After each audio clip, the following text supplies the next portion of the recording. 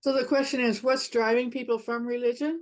Well, it's a whole range of personal reasons. People have more information now, and they are learning more about their religion in terms of its history and its doctrines and its originators. And so that's making a big difference. For example, in Mormonism, it used to be that reading anything that was outside the religion, like reading points of view from secular authors, has been considered anti-Mormon and forbidden. So people were afraid to look at anything or find any books or articles. But now, with so much online on the internet, people have access to all sorts of things, and they have access to huge amounts of information about their own religion. And so people are doing their own research when they've got doubts. People have doubts when they're religious, even though they are professing it. And so sometimes people in this case are able to follow up on these questions that they have. People also have emotional reasons. They find that as they get older, they have problems with some of the morality of the religion, like the treatment of LGBTQ people. They have political problems with attitudes that spill over from religion into politics, lots of different reasons. But I would say that one of the big drivers is this access to the internet and getting information.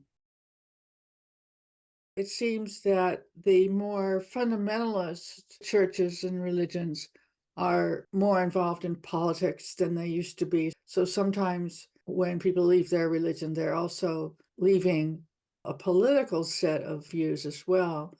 So it can become doubly difficult to deal with family or even see them because they want to talk about political things as well. And there's this apocalyptic kind of thinking in fundamentalist religions, especially Christianity, that will see everything through this political lens. So it all gets rolled in together.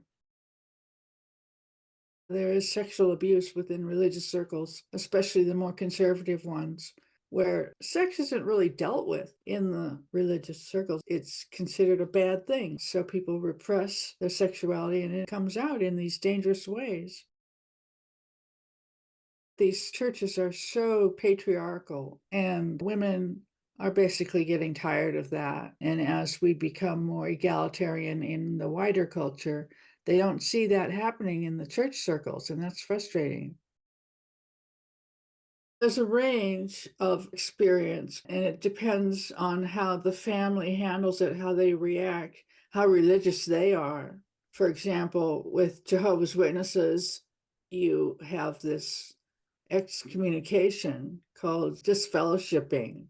According to their religion, family members are not even supposed to talk to you or be around you at all. They cut you off as a technique for bringing you back because they figure you're going to miss them and miss the religion and therefore come back like a prodigal son. And so it can be severe. It can be very traumatizing to lose your family because they're treating you like you're dead. Other groups, it varies. You may just lose contact with people, or family members may be just uncomfortable being around you because sometimes they act like it's contagious or something, like you're sort of a source of temptation or misinformation. And so people will avoid you or want to avoid conflict and not invite you to family events or not let your children play with their children. You just lose that area of support in your life, which is very serious. I've named this syndrome religious trauma syndrome because it has features that are common to this population of people leaving their religion. It has a lot of key features. They are emotional, they are intellectual, they are social, they are cultural. There are all these features of harm and also recovery. For example, the social area, people get shunned by their religious family and friends, and they're isolated, and so there are social issues. There are cognitive problems where people are having problems with rational thinking and critical thinking, decision making, emotional problems. There's depression, anxiety. Sometimes there's a really big existential crisis because everything that you've known to be true is ripped away from you. The religion defines every aspect of life. It defines who you are, who other people are, what the meaning of life is, what dangers there are in the world, what the afterlife is going to consist of, what your career is supposed to be. It defines everything. It defines who you are. It's an identity crisis. Especially very religious people often define themselves in terms of their religion.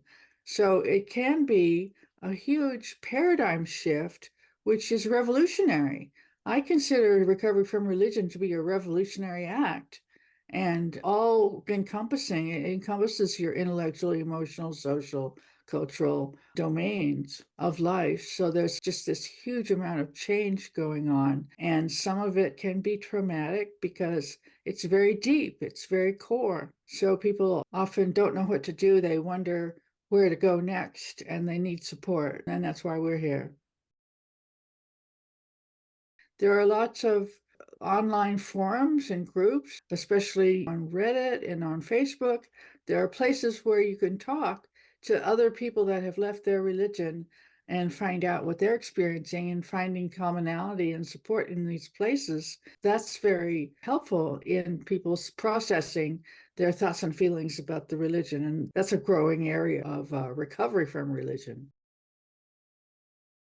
One thing is to start building up other sources of support in your life. Find other groups. For example, we have a support group that meets on Zoom 3 times a month, has an ongoing forum. You can find groups of other people that are going to understand you and what you're going through and are going through similar struggles, to form those friendships, to have more people like that in your life that you can relate to, who can help you develop some way of navigating in the secular world. And then as far as your family, that's something that you have to take a step at a time.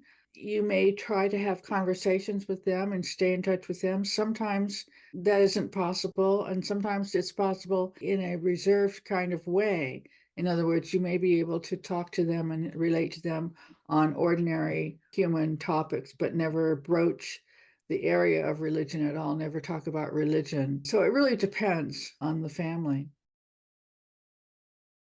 I think there needs to be more attention to the whole subject of religious trauma. I mean, one of the things that happens in this area is people question whether or not religious trauma is even real. Over the last 20 years, it's become a new subject, and now there are lots of people talking about it and there's writing about it, but people still question whether or not we're just making it up. I think it's really good to be making a documentary to give examples and have people talk about what they've actually been through and what the trauma is. I see people being damaged by religion. When I talk about religious trauma syndrome, I'm talking about the damage done while you're in it, being told that you're basically bad, told that you're not safe in the world. Those are the two messages that I think all fundamentalist religions try to teach. You're born bad and you continue to have a sin nature. And secondly, that you're not safe. You're not okay and you're not safe are these messages that become assumptions in your life and sometimes difficult to deal with even after you've left the religion.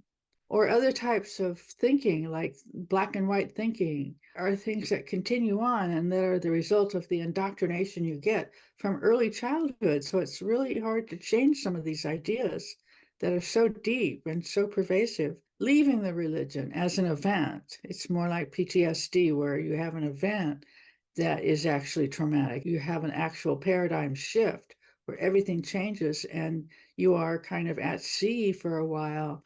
And there are lots of very strong emotions and issues to deal with. So those two things, I think, comprise religious trauma syndrome. And I think that it would be great for the mental health business to wake up and to have more research, more training, more resources for people, and to teach about this in graduate schools for therapists, because most therapists still are not very aware or skillful at all in dealing with it. I've made films. There's a lot of videos of me talking about this on YouTube. I was also in a film called Leaving Jesus. These Swedish filmmakers came and filmed one of my retreats and then followed up with the people that were there to see how they were doing in their real lives afterwards. That's going to be at a film festival in Sweden. I'm actually working on a feature film which includes a lot of religious topics and some debates. I've written a screenplay. I'm in the process of finding a producer for that. It's a story about people who went to a religious boarding school and then come together after 20 years and compare their lives. And some of them are still Christian, some of them are very much not Christian. And so they have these debates that really raise the question of who's responsible for your life. Are you just trying to follow God's will, or are you in charge, and are you responsible for deciding what you're up to and who you are?